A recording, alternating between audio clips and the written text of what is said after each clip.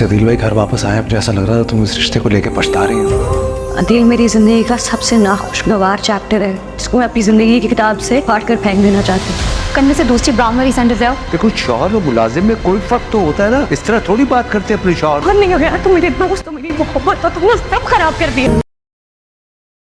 नाज़रीन, drama serial कभी मैं कभी तुम के आने वाले एपिसोड 17 में आप देखेंगे कि मुस्तफ़ा शजीना को काफी मिस करता है और वो शजीना से मिलने उसके घर चला जाएगा। जब मुस्तफ़ा शजीना से मिलने उनके घर जाएंगे तो आगे से शजीना दरवाजा खोलेगी, लेकिन वो मुस्तफ़ा को देखकर खामोशी से अपने रूम में वापस आ जाएगी। मुस्तफ़ा भी शजीना के पीछे जाएंगे और मुस्तफ़ा अपने आप को डिग्रेड लो फील करवाते हुए कहेंगे कि मुझे ऐसा लगता है कि जिस दिन से अदील भाई घर आए हैं तुम हमारे रिश्ते को लेकर पछता रही हो, क्योंकि तुम well mature, well intelligent, well educated और काफी परफेक्ट लड़की हो, इसलिए तुम्हें मेरे जैसा नहीं बल्कि अदील जैसा शानदार बंदा डिजर्व करता है। शजीना मुस्तफ़ा की इन तमाम बातों से काफी डिसपॉइंट होगी और आगे से वो कहेगी कि अदील मेरी जिंदगी का वो चैप्टर है जिसे मैं अपनी जिंदगी से उखाड़ कर फेंक देना चाहती हूँ और मैं सिर्फ और सिर्फ तुमसे प्यार करती हूँ। तुम मेरे शौहर ही नहीं बल्कि मेरी मोहब्बत, मेरा दोस्त, मेरा सब कुछ थे, लेकिन तुमने अपने इस मिसबिहेवियर की वजह से सब कुछ खत्म कर दिया। और तुमने मेरे बारे में ये सोचा भी कैसे कि मैं तुम्हें छोड़कर अदील जैसे इंसान को डिजर्व करती हूँ, बल्कि अदील जैसा घटिया और नीच इंसान मुझे डिजर्व नहीं करता, मुझे बल्कि तुम डिजर्व करते हो, साफ को सच्चे और खरे इंसान।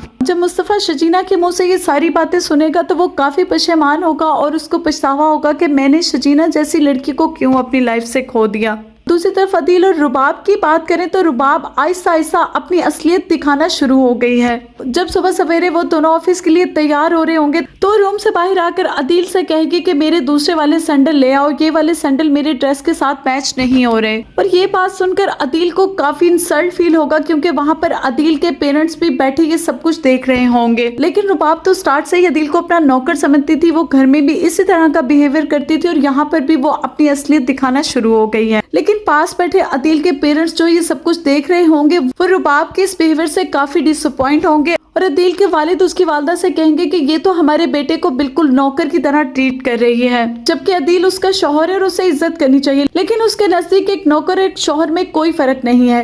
अदील की माँ जो कि रुबाब के पैसों के एहसान के तले दबी हुई है, वो सारी बातें खामोशी से सुनेगी और आगे से कोई रिप्लाई नहीं करेगी। नाज़रीन, अब देखना यह है कि क्या मुस्तफ़ा शजीना को वापस बनाकर ले आएगा। आप भी कमेंट सेक्शन में अपनी राय का जरूर इज़हार कीजिएगा। अब तक के लिए इतना ही, अपना ख्याल रखिएगा। Take care, bye bye.